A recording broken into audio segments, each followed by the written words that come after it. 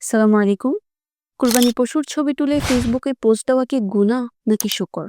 চলুন কোরআন ও হাদিসের আলোকে আজ এই টপিকটা ক্লিয়ার করা যাক। ইসলামের দৃষ্টিতে কোনো কাজের বিচার হয় নিয়ত অনুযায়ী। সহিহ বুখারীর হাদিসে এসেছে ইন্নামাল আমালু বিন্নিয়াত, যার অর্থ হচ্ছে প্রত্যেক কাজই নিয়তের উপর নির্ভরশীল। তাহলে ছবি তোলা কি গুনাহ? না। সবকিছু নির্ভর করছে আপনার মাইন্ডসেট বা উদ্দেশ্যের উপর। শকুর প্রকাশের নিয়তে যদি উদ্দেশ্য হয় আলহামদুলিল্লাহ, আল্লাহ তাআলা আমাকে কুরবানি করার জন্য তৌফিক দিয়েছেন, তাহলে ছবি তোলা বা শেয়ার করা নাজায়েজ নয়, বরং এটি উৎসাহ হতে পারে। এই ধরনের আরো ভিডিও পেতে আমাদের চ্যানেলে কানেক্টেড থাকুন। কোরআনে আল্লাহ তাআলা সূরা আদ-দুহা এর 11 নং আয়াতে বলেন, ওয়া আম্মা বিনিআমাতি রাব্বিকা ফাহাদ্দিস, যার অর্থ হচ্ছে তোমার রবের নিয়ামতের কথা প্রকাশ করো।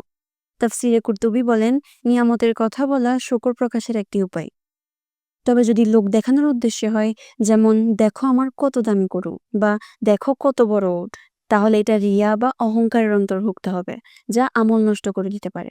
হাদিসে এসেছে রাসূল সাল্লাল্লাহু আলাইহি ওয়াসাল্লাম বলেন, সবচেয়ে বেশি আমি যে বিষয় নিয়ে তোমাদের জন্য ভয় করি তা হলো ছোট শিরক, অর্থাৎ রিয়া। ইবনে মাজার 4204 নং হাদিস। ইবনে রজব হাম্বলী রহমাতুল্লাহি আলাইহি বলেন, রিয়া এমন এক রোগ যা নিঃসন্দেহে আমল ধ্বংস করে দেয়। ফিকহি দৃষ্টিকোণ থেকে যদি ছবি তোলা বা পোস্ট করার কারণে কারো মনে হিংসা বা হতাশা তৈরি হয়, কোরবানির মূল শিক্ষা ত্যাগ, তাকওয়া, ইখলাস হারিয়ে যায়, তাহলে এটি মাকরুহে তানজিহি হতে পারে, অর্থাৎ না করাই উত্তম। ইমাম আবু হানিফা রহমতুল্লাহি আলাইহি বলতেন, যে কাজ মানুষকে অহংকারে ফেলে তা থেকে দূরে থেকো। সুতরাং কুরবানির পশুর ছবি তোলা হারাম নয়, যদি আপনার নিয়ত শুদ্ধ থাকে, শকর প্রকাশের জন্য হয়। কিন্তু যদি উদ্দেশ্য হয় লোক দেখানোর জন্য, প্রশংসা পাওয়া, লাইকের সংখ্যা বাড়ানো, তাহলে এটা রিয়া বা গুনাহ, সওয়াব নষ্ট হওয়ার আশঙ্কা থাকে। সো আই হোপ আপনারা সম্পূর্ণ বিষয়টি বুঝতে পেরেছেন। এই ধরনের গুনাহ থেকে নিজেকে রক্ষা করুন এবং মানুষকেও সতর্ক করুন।